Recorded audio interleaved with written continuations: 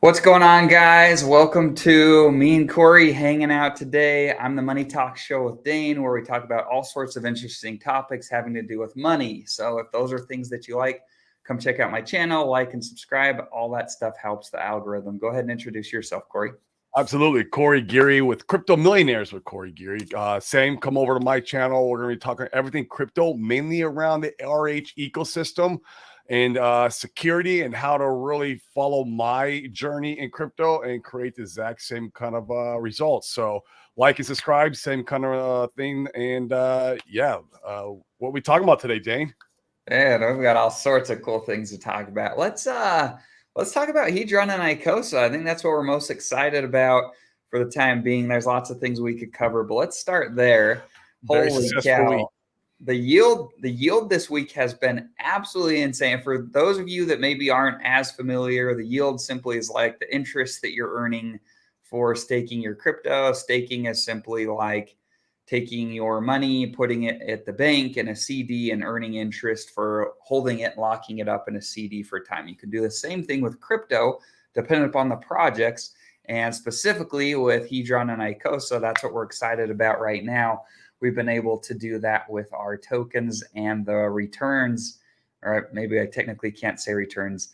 The yield that the pools have produced has been exponential. So let's talk about that. Give me your thoughts and feelings, Corey. Absolutely, man. It's been a very phenomenal week. The first day of inception of the auctions or when everything was coming out, and the yield was 35%. That's what the yield was on the first day. In one day. One day was 35%. So if you'd have had 10 grand worth of Icosa in there, or 10,000 Icosa, because they're trading about $1 each. It's anywhere from 85 cents to a dollar 10 cents. Is where the Icosa has been trending recently. You had 10,000 in there, you would have made 3,500 of them back into the pool, which is really cool. That On is top, that's on on top of top your principal. So once again, on it's top of like your earning principal. interest, right? Yeah, and plus you would have got a little bit of Hedron bonus there too. I didn't calculate what the Hedron APY is because it's not nearly as lucrative as the Icosa APY, but it's a little extra on top. It's the cherry on top, man. So it's pretty insane how you stake Icosa and you're getting both of these assets. A lot of people are thinking, "Oh, where's the yield come from? That's got to be a Ponzi. How can that be possible?" Well, it's not, because what happens is there's these auctions where people are buying hex stakes. I'm going to try to keep this simple as possible. When they're buying these hex stakes, they're having to use Hedron to bid on these auctions, and this Hedron, half of it, well, not in the auctions, all of it is burnt. And so it's removing supply, and then basically it's converting, or you would say the contract is doing this math equation to how much Icosa is going to be paid out to the staker class.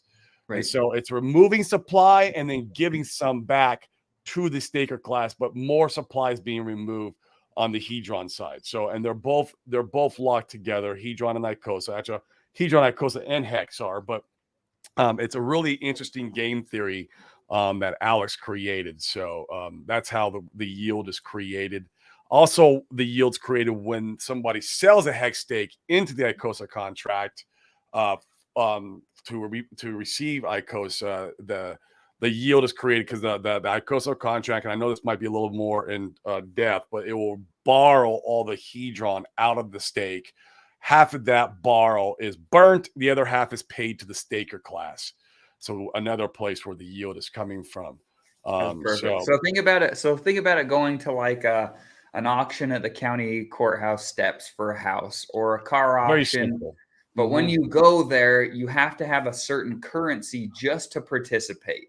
And if you don't have that currency, you can't participate in the auction. That's how these auctions work. You have to have Hedron, which is the correct currency to participate in the auction.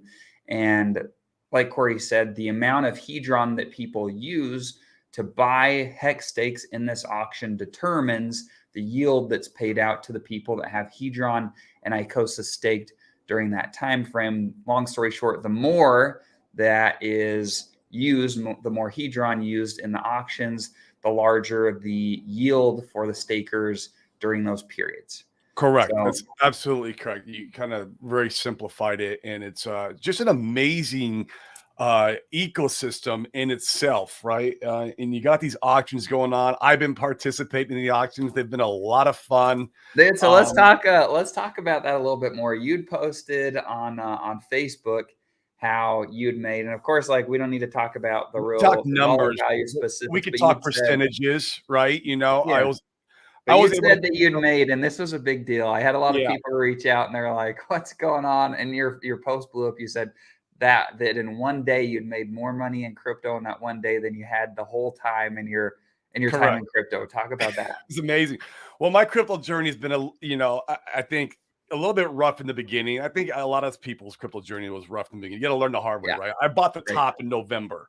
And so, I've been riding that top down, just getting wrecked. And now I've been able to learn and figure out through a lot of due diligence. And I recommend everybody do their own due diligence. Don't listen to just us. We're just a couple guys talking crypto, but do a lot of due diligence in finding out what protocols work really well and what are being created in this bear market. Because that's when bear markets are made for creating and building bags. That's what bear markets are for.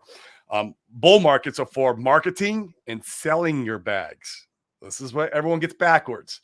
Right. Everyone gets this backwards. But so, yeah, man, it's So they freaking get excited when Bitcoin's back on the news, and oh, that's when everyone starts it's buying going to in. 100K, and it's like And they do that's why nothing right now. And when most people are like, crypto's a scam and it when doesn't work. when Right. people are saying crypto is dead and it's done, it's a scam, that's a time to look at it and go, okay, it's time to get in.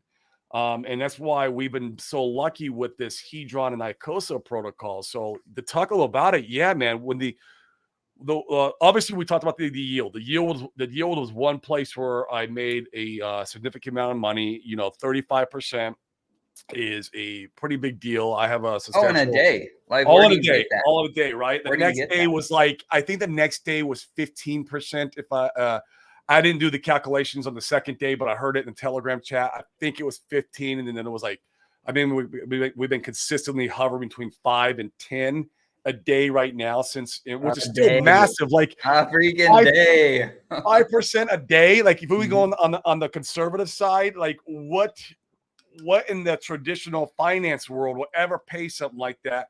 And you got to look at it as like we're kind of like part owners in the auctioneer house. That's the best way I like to think of it as. And we're making a lot of the profits off of the auctioneer house. We got a stake in their kind of in that business model, even though it's not a business. But that's kind of the way you can That's a good envision it. analogy. I like it. Yeah, we have an ownership in this auctioneer house. And so, so even 5% a day is just absolutely massive. So obviously we made a lot there, right? And that was one sector. But I've been participating in the HSI auctions, and I've gotten lucky. It takes a lot of time. It took me 18 hours to get lucky. I was in the auctions literally for 18 hours. My wife was going to kill me. I mean, she was like, I'm on the computer all day long, making bids, getting outbidded, just analyzing every single HSI stake. You got to crunch the numbers, make sure the numbers make sense. What's the highest you want to bid? When you're bidding against these guys, because you got some pretty big players in there. People have a lot of money that are playing in there. The Hetzikins are a very rich community, and so I'm in there participating, and I got frustrated, man. I'll tell you the truth. I closed my laptop. It was like 11 o'clock at night. And I closed my laptop. I'm like, man, I'm just not winning any of this. The wife was frustrated with me. And I'm on the Telegram. And, I'm always got the Telegram on in the background because when some alpha comes out, I want to hear what's going on. And sometimes that's how I catch stuff. Right. And once again, I caught something. Someone's like, hey, looks like someone just bought a steak for 30% off. And I was like, I haven't seen no 30% off. I've been in this damn thing for 18 hours. Open my computer back up. And I was actually thinking about sending all my Hedron back and staking it so I can at least get the yield for that day. Because I knew I was going to miss out on the yield by having all this Hedron on stake. And that was my next action. But I was like, okay, let's go in the auctions one more time, take a look. And I saw a pretty heavy stake. I don't want to really talk about numbers, but I was able to buy that stake for 70% off. 70% off. And I was like, I won that steak. I could not believe it. I was screaming in my room. My wife was like, what's going on? I showed my wife. My wife was like, oh, and she was happy for me. She was like, ah, man, and then she understood why, I was going through so much, why I was on the computer all day and, what was going on. And she was celebrating with me. And I won that one. And then I went in there and I won another one for like 30% off. And I was like, holy crap, it was just amazing. And then so that was like a medium-sized one. And then I won a real small one. And then so this happened from about a course of an hour. And I was like, so it was really weird. I don't know what was going on in the marketplace there. Because after that hour, I stopped winning them. Right. I feel like people were. No, we hit the lag. Yeah, we hit the lag. There was a sweet spot. And I was just like, oh my word. So yeah, so I'm popping in there. I was in there last night. I heard another strategy that I give a executioner this props on this strategy. He was like, what you want to do is go in there and activate the auctions late at night, and that way you have a 20 after you bid on the first bidder on a stake. They have to wait 24 hours before that stake can be yours, because it gives time for other people to bid on the stake. And I think it also gives time for if it's somebody's stake that owes money on, it gives them time to make good on it during that 24 hours. I think that's why that 24-hour period is there. But yeah, so I went in there. I went in 2 nights ago. I activated 3 medium-sized stakes. I was like, I like these ones, right? I'm like, I activate 3 of them, and then last night they overbid it retail. No, I was the same. I tried the same strategy. I had 12. I was like, these 12 fit what I'm looking for. You like them, yeah, you like them. I activated all 12 of them, and I was like, we'll see how the market plays. I have like my ratio. For me, I wanted to buy stuff at 80% of value or less. They all went up over that, so I let somebody else have them, which was fine. Those guys still got decent deals. Like they got them for 85 to 90%. So like that's not bad. There's something to be said because the lag time frame that we hit. And in fact, we talked about this before. I said, I was like, I think it's gonna be just like fantasy basketball, where I don't know if there's any fantasy sports people out there. I'm a big one. But if you do an auction draft, usually there's a ton of money spent early. And then if you wait and you're patient, somewhere towards the middle, back half of the draft, you can get really good deals during the bidding. And this was the same way. I think there's just a lot of people that got worn out or frustrated like you're feeling, because some of those freaking stakes were going for a premium at the beginning. People were spending way too much Hedron. Meaning that you could go and buy that hex off the market and stake it yourself for cheaper than what you were buying the stake for in the auction. So it didn't make any sense. Like at that point, it's like people just pushing their weight around for the fun of it, because they have the money to do so. And some of those guys do. Some of those guys have billions among billions of Hedron, where they're able to just kind of, push their weight around. So, yeah, but it's been fun. What did I get? I got a couple for 70% of value during that same time frame. I got a medium one and a smaller one. Nice. So that's been good. Nice. Let's talk about, so we went to, let's touch on one more thing before we move on there, because let's talk about this. 50% of all these stakes won have been turned back into the Icosa contract. Is it 50%? It's about 50%. That's a bunch. Meaning in 90 days from, it was the 13th, I believe. 90 days from the 13th, which is in January. It'll be around January 13, maybe a couple days before or after. We'll see another big giant influx of HSI stakes again. And, we'll be able to go in there and bid. And that's just the recycled. You also got people who turned in new ones because they wanted to partake in the yield that was going on at that time. Right. So, we're going to still have a very great opportunity coming up in January to go back in and rinse and repeat this, I think. Oh, I think it's going to be nuts. Let's talk about, there's a few different things I want to talk about.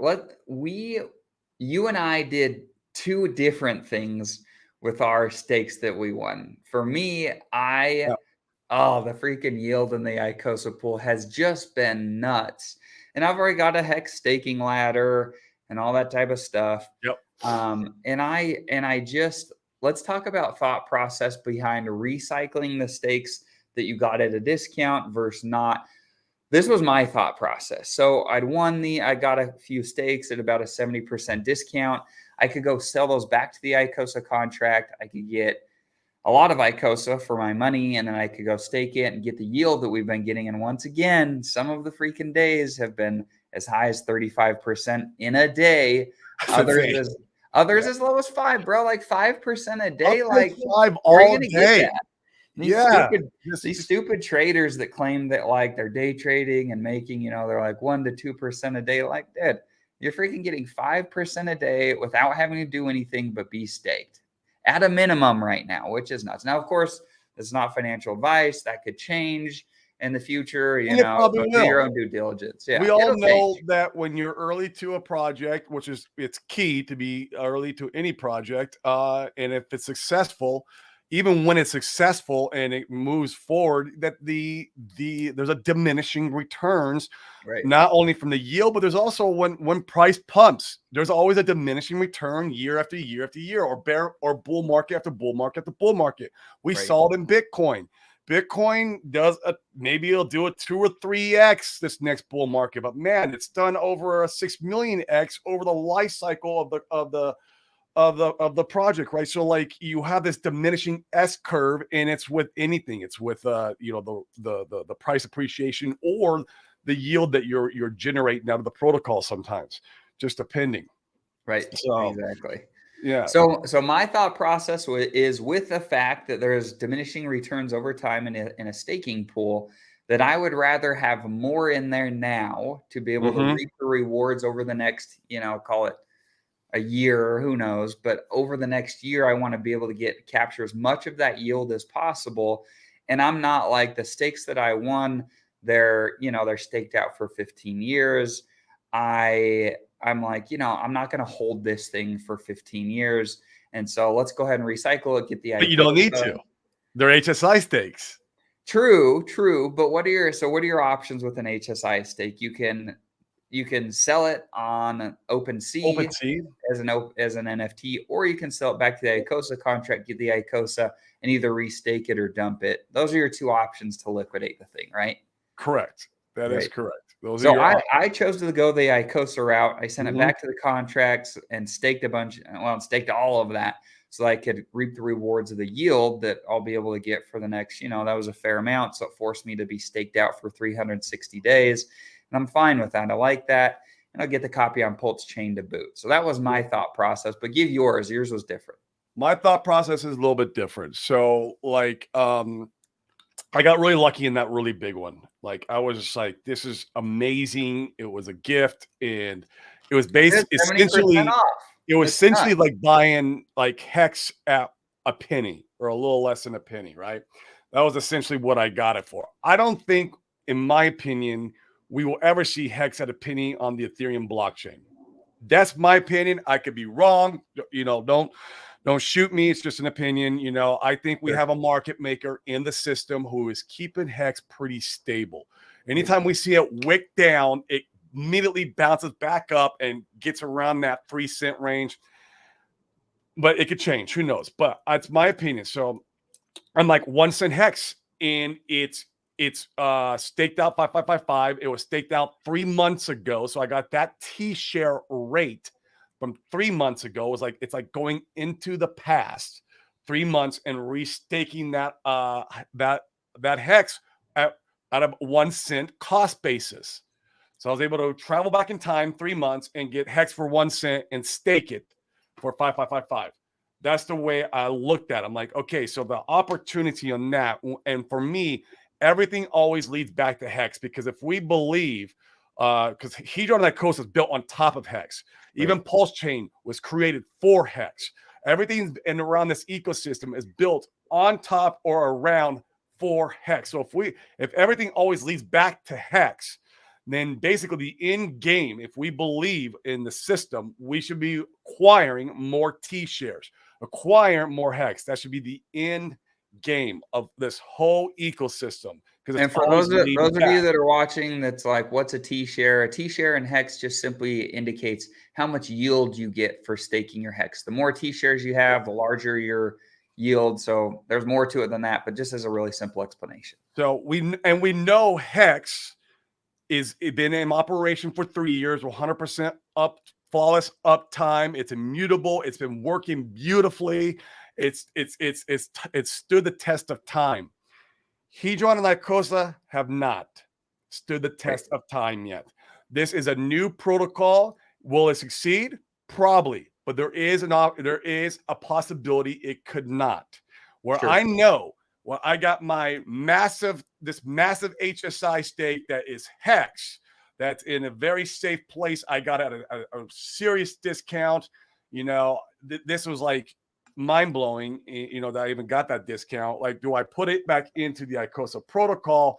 That's more for me a degen move, or more of a gamble. Like, obviously, if it pays off, it's going to pay off a much bigger than what it would keeping the HSI stake.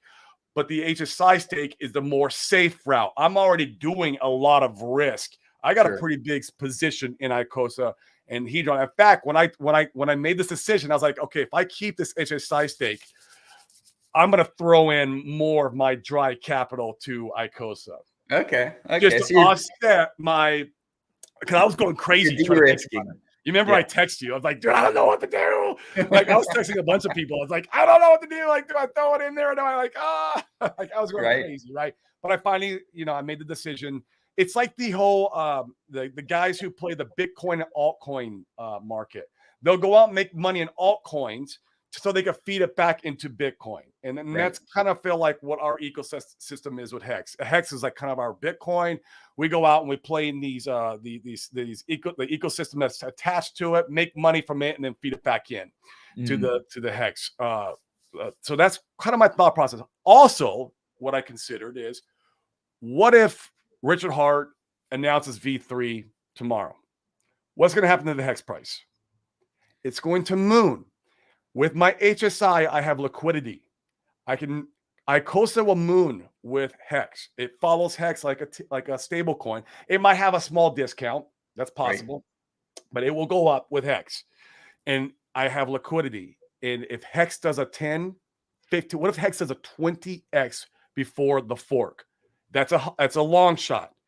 Sure. I could sell that HSI stake at a 20x, bro, and then roll that money into Pulsechain. Boom. Huge. Over. So I have that short-term option with that, where if I'm staked in Icosa, that large of a stake, I would have a year minimum before I could pull out the liquidity. Right.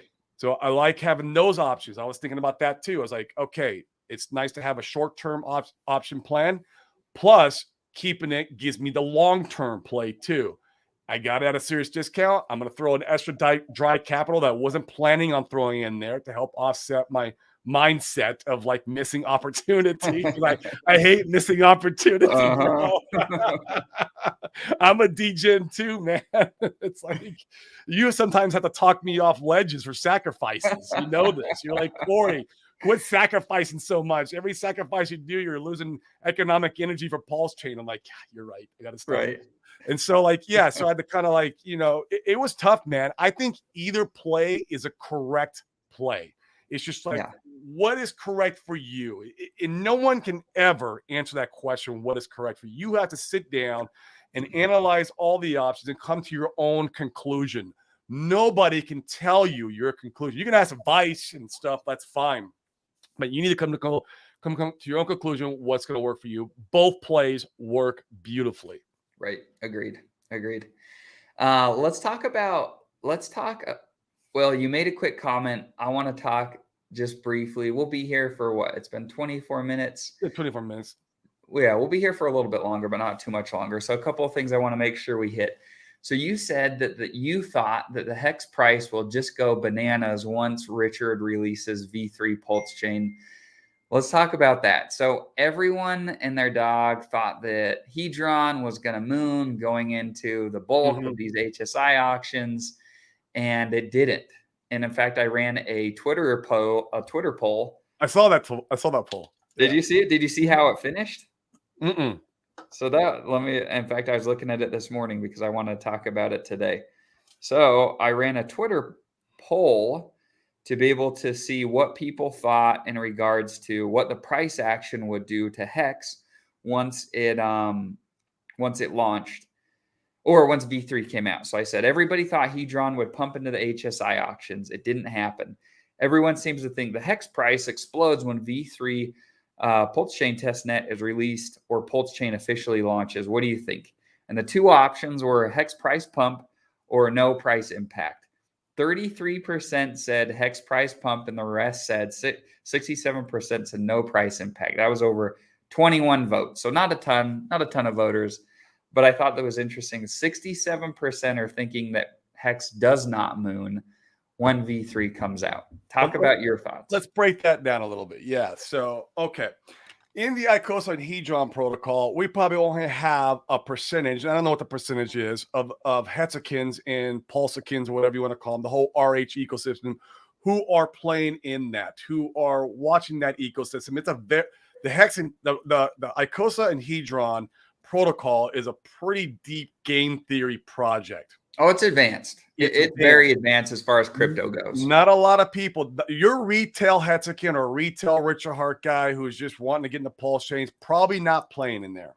Probably not. The average just so. Or the majority of them. The majority of them. You got to look at, like, if you compare the Hedron Telegram chat where there's maybe 5,000 to the Pulsechain Telegram chat where there's over 60,000. That tells you the ratio difference of how many people are really interested in Pulsechain. Now, we can look at history. When V2 was announced, it pumped like crazy. It went up over 20 cents. It was insane when V2 was announced. Also, every sacrifice he's done has pumped Hex to the effing moon. So anytime Richard Hart comes out with something new or getting ready for something, everyone's following, everyone's anxious, everyone's like, they still want their copies. That is still the narrative in the Hex community. Well, there's one caveat to that. So when the Pulsechain sacrifice happened, Hex dumped after the first day. All the guys, all the whales were going to sacrifice. They did, and then Hex price dumped. But they pumped it up to 30 cents before. I remember Mandalorian was talking about this at the PulseCon. I was talking to Mando about this, and he was like, "Yeah," he goes, "I had my friend buy Hex at like 5 cents and wrote it all up to 30 cents for the Pulse X sacrifice, and I got him in at a multiple." I was like, "Wow, I bought the top of that." Right. So they still pumped it for the Pulse X sacrifice. They just dumped it before. This is the key. The buy the rumor, sell the news. Everyone tries to wait for the event. You sell before the event. If you're gonna play the game, you got to front run it. You got to front run the event. So that's what happened in Pulse X sacrifice. It was we bought the top going into it, where actually the buy the rumor, sell the news happened before it. Right. So I believe now we're in a bear market, and anything can happen, right? So there's always a possibility that it doesn't pump. But I'll tell you, I'll give you 90% that it will pump more, definitely more than Hedron and Icosa or Hedron pump. Like there's way more probability that it's going to pump versus what Hedron pumping into these HSI auctions. Sure. Way more probability. You're going to have whales. You're going to be coming in trying to get Hex, trying to get those copies and trying to do ratio tradings before the bridge. That's a lot of people want to do ratio trading before the bridge, right? And they're going to use they want to use Hex. That's what's been taught, and who knows? Maybe not. It's hard to say, but I'm prepared if it does pump because my theory, which is against all the other Hexakins in the community, I don't think the Ethereum Hex is going to have a very successful long-term use case once the Pulsechain Hex is around. That is, that's against what everyone thinks in the community. Sure. I'll probably get backlash for it, but I just they're going to crucify you, bro. I know. But that's how you feel. Yeah. That's how I feel about it. Pulsechain Hex is going to be absolutely phenomenal. There's another opportunity there that we can go to. That's a whole nother show, probably. Yeah, we can talk about that more later. I want to talk about. Let's wrap this part up, and then I want to talk about the Icosa floor price and speculate there. Icosa floor price. So yeah, let's talk about that. So okay, so this is. Tell me if you have a different thought, but generally in a yield project like this, where we're staking, the inflation in the beginning is massive. Yeah. And with that inflation being massive, it simply means that people are getting really high rewards for being a part of the pool. And with those really high rewards, you have people that are just going to dump it to try to get value, to take profits, or to roll it into something else or whatever. There's a million reasons that why you could dump the tokens. And so we see that happening now with Icosa. In fact, when Icosa launched, I think it launched at like $2. And like you mentioned earlier in the video, it's hovering around, like 80-ish cents, clear up to about $1. Yeah. And the question in my head, and I don't know the answer, I don't think anybody does, the market will determine it, but where does that floor price happen? How far does the Icosa price fall before we find a floor?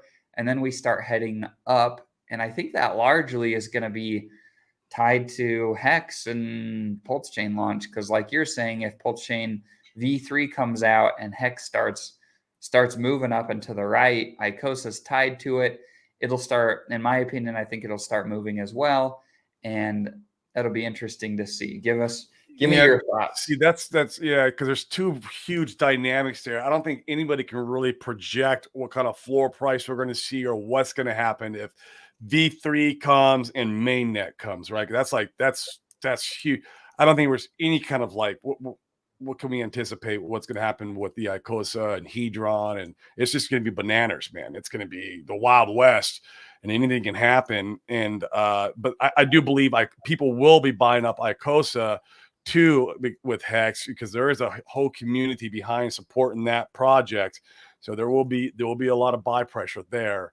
Floor price, I don't know, because that's the big unknown, I think, and that's kind of where, for me, it's a new project. We don't know, and with any new project, there is a risk factor. I'm not fudding. It's not what I'm trying to do, but there's a risk factor to any new project. We don't know what the future of that project is. Is there going to be enough by demand, people buying up the project or the Icosa? Is there enough buy demand to offset the sell demand from all the inflation?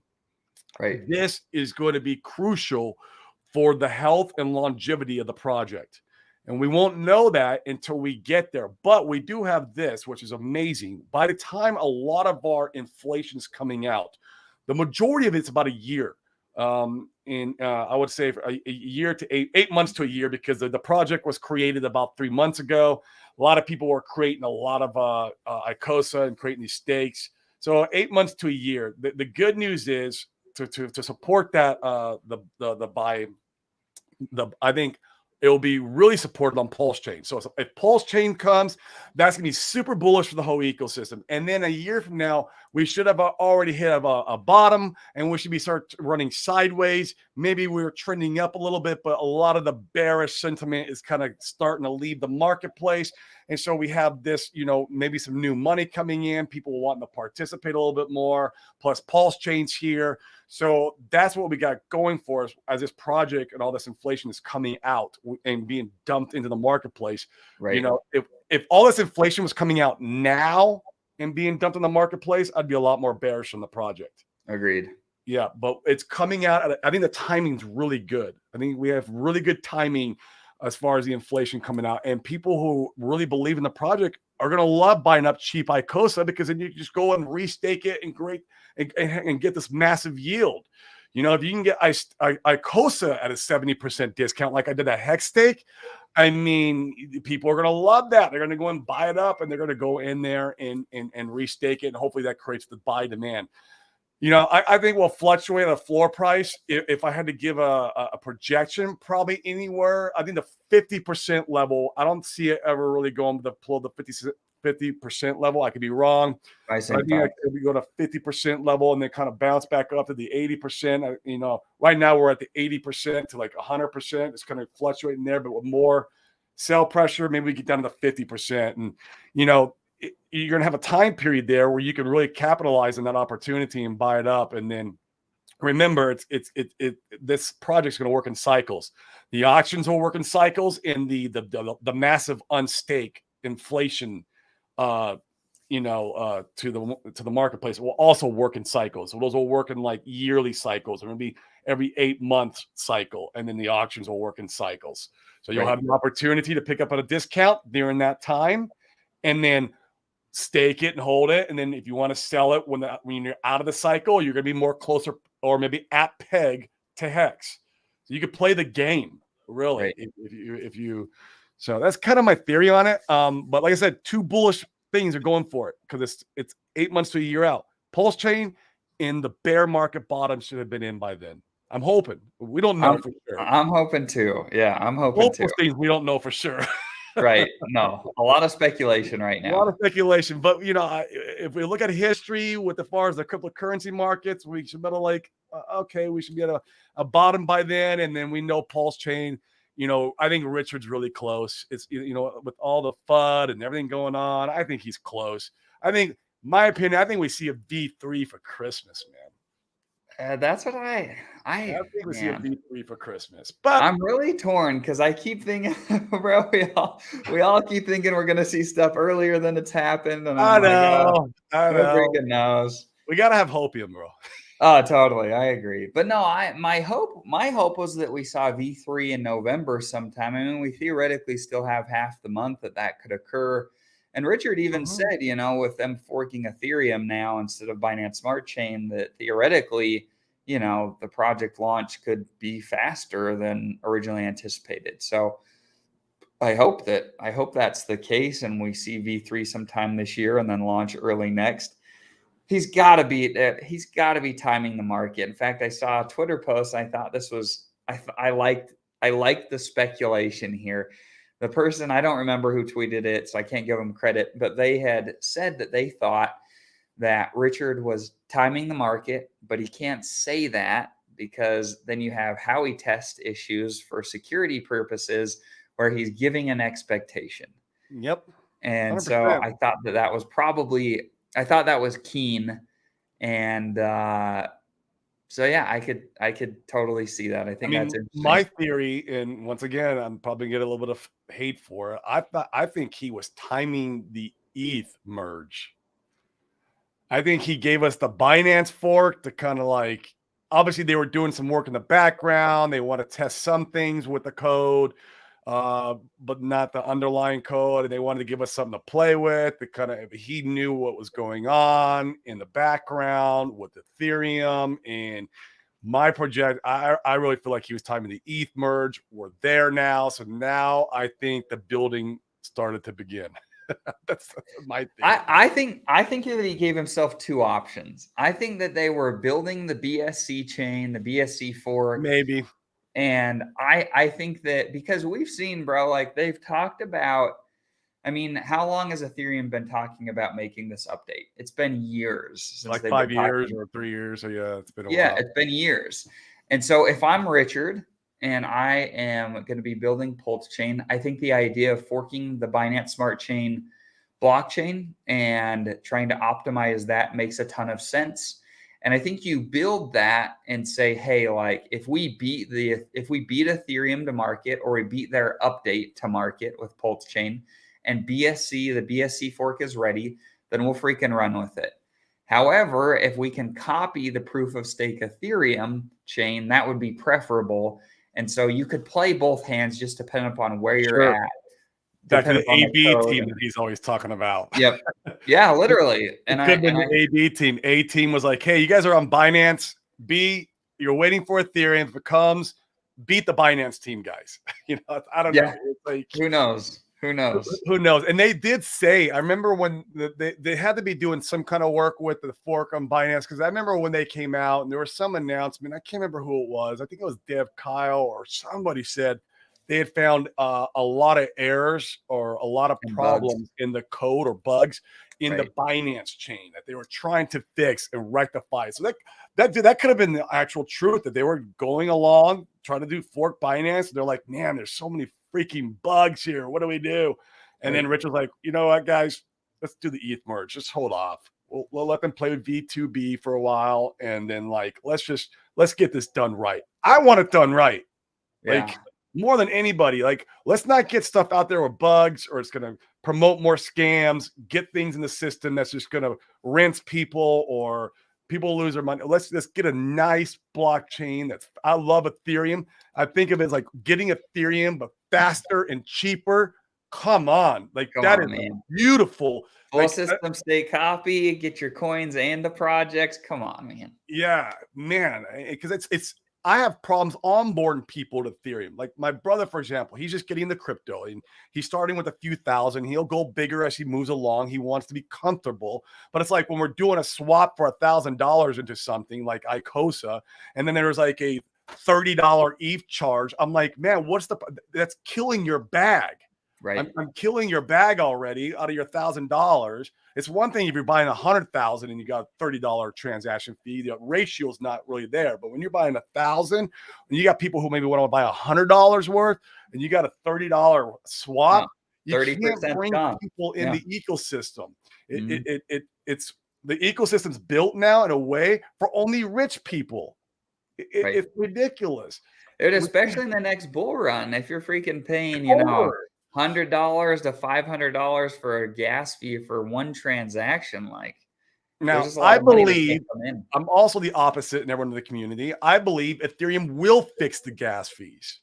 It will happen in time. In You know, time. people are like, oh, 15-year stakes, your unstake's going to be, 15 grand or whatever they're fudding about. I'm like, nah, I believe Ethereum's going to get their shit together. They want adoption. They want to keep cranking along. They're going to fix the fees. It might be 3 years, maybe 5 years. I feel like there'll be a time when the fees will be fixed. I agree. No, I agree. I think that'd be interesting to see. I had one more thing that was in my brain that I want to talk about before we jumped off.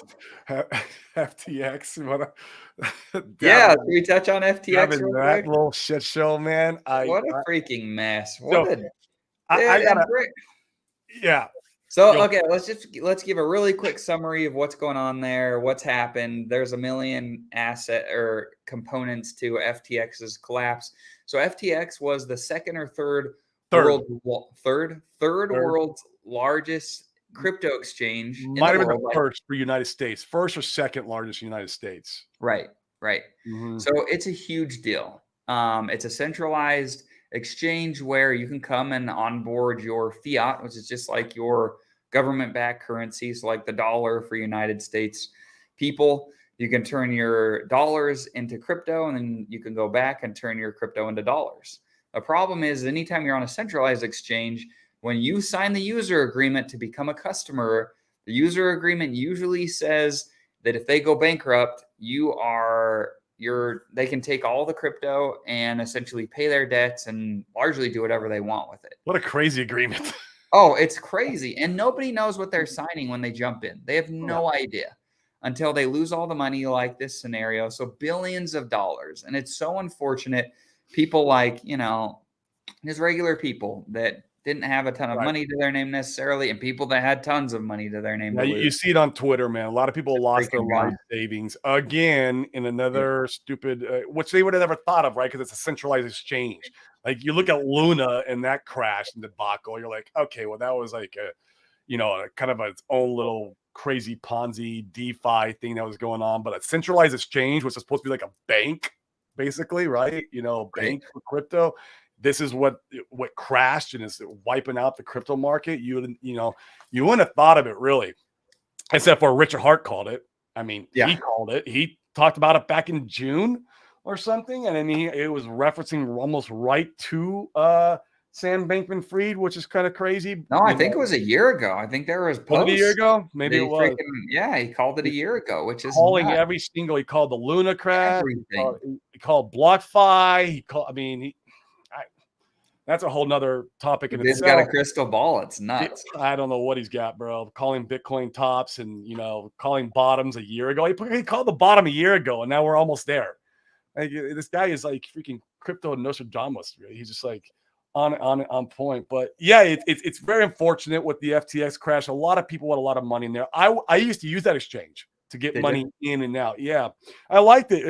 It for me, it was very clean, and it was user friendly. And so I used to use it before I discovered Trust Token, which is what I use now to get in and out of crypto. We could do a whole show on that sometime. But I used to use them, and yeah, man. And the problem is that they were in bed with so many other cryptocurrency projects and other exchanges and other just protocols that it's collapsing everything around it. It's almost like a contagion. It's a disease. Now that this is gone, it's just spreading throughout the community. And do you know why that's happening? Do you know the specifics behind it? Just because a lot of money is invested. For example, Solana. They're a big investor in Solana. Right. Huge investor. Solana was like a VC capitalist type raising in the beginning, kind of like our sacrifice is, but they're more towards the institutional money. And FTX was one of them. They owned 20%. It's huge. 20%. So FTX is now insolvent, and all that's going. Solana's still holding pretty well. I think it touched down like $6 or something, $6 or $7. It was trading at like $300 in the last bull market. It's nuts. Yeah. One of my buddies crushed it in Solana, and he flipped his Solana holdings over to the Pulsechain sacrifice. We went to lunch the other day, and I was like, "Bro, Godwell move. How you feel about that?" That's a Godwell move right there, man. That's what he does. He goes early on projects, holds them up to the big gains, takes them out, and then he takes those gains and puts them right in early into another project. Yep. That's all he does. He keeps rinsing and repeating. He was day one Genesis Ethereum guy, and I mean, just a great way to play crypto. That's how you play the game. Yeah, that's how you play the game. No, but okay, so this is another component of FTX they're talking about on Twitter, and I haven't researched this heavily, so I don't know if it's 100% accurate. But from what I'm hearing, a lot of these companies, these crypto companies or blockchains or projects that FTX was in bed with, FTX would, in order for FTX to participate, they would force those guys to take their liquidity, and they would force them to hold it on FTX exchanges. Okay. And so not only were they big investors in projects, but then a lot of these projects had to take their extra liquidity, stick it on FTX, and with the insolvency, it's freaking gone. And so you have these companies that not only was FTX a big investor, but now all of their liquidity is dried up because they had it on FTX exchange. And the contagion, like you're talking about, it's like a cancer. It's spreading to so many places. And I think we're yet to see the bottom really fall out in crypto. I think we still have a lot of damage to take over the next few months. This was the catalyst. Yeah. This was the catalyst. It's going to be a domino effect. Yeah, it's there's FUD in the space about how FTX owned a large bag of USDT. And that USDT could be the next, like, because they're a fractionalized reserve, and FTX owned a lot of the supply, and that they could end up losing peg. I don't believe that will ever happen. I could be wrong. You want to spread your risk out with stable coins. I always tell everybody, you don't keep all your eggs in one basket. I try not to. But you don't ever know, man. If something like USDT failed and that crashed, that would be catastrophic to people. And, so there's a lot of FUD out there that's going around the FTX. I believe some of it will come true, some won't. But this was definitely a catalyst that is starting what I think the theme for this bear market is called. I call this the theme, the collapse of the exchanges. The collapse of centralized exchanges. And what's good. This is extremely bullish for what we're involved in, which is DeFi and layer ones. Anything layer one, DeFi, like Pulsechain, the Ethereum blockchain, AVAX, if you're into that one, all these Phantom and just being in the DeFi world off exchange, it's going to be massively bullish in the next bull run for all these protocols. Oh, it's big. And in fact, I think you were probably in the Twitter space with me the other day. Richard Hart was in there talking with some of these guys that are like the who's who in crypto. A bunch of them have called him a scammer and said that he is this it's funny how that person. sentiment's starting to calm down. And it's softening. A lot of them were like, oh, like Richard called this, and now like we agree with Richard.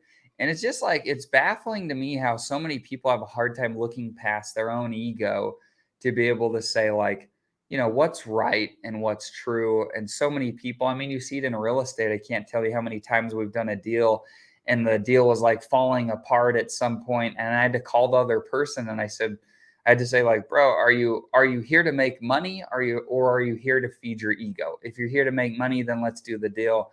Or you can choose to lose it because of your ego. And so many of these idiot influencers have lost boatloads of money because they didn't trust Richard.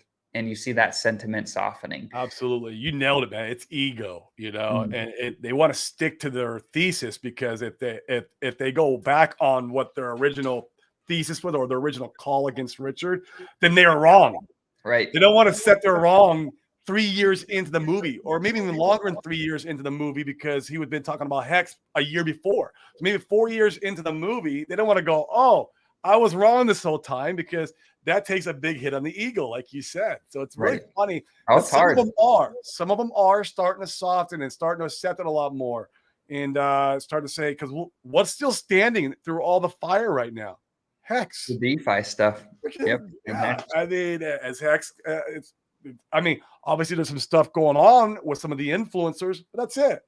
That's it with some of the influencers. But the project itself is freaking amazing. Still, right. Yeah.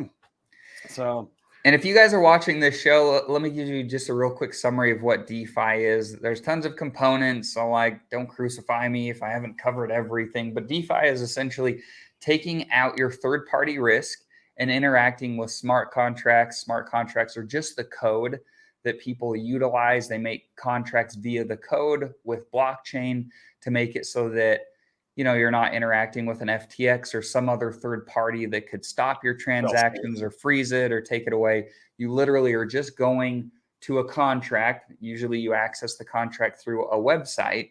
You can connect your wallet. You can go interact with the contract, do whatever you're going to do. And there is no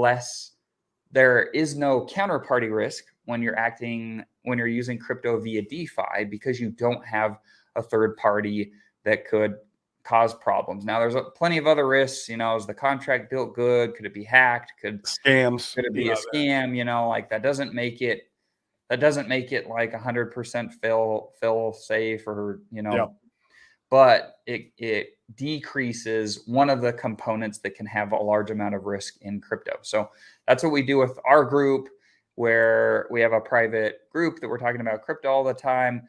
I'm helping my students where we just do DeFi. We focus on DeFi to be able to mitigate our risk. Absolutely. So this is probably a good place to kind of wrap things up. If you like what we're talking about, you want to jump into, you know, our group to talk about crypto, to talk about strategy.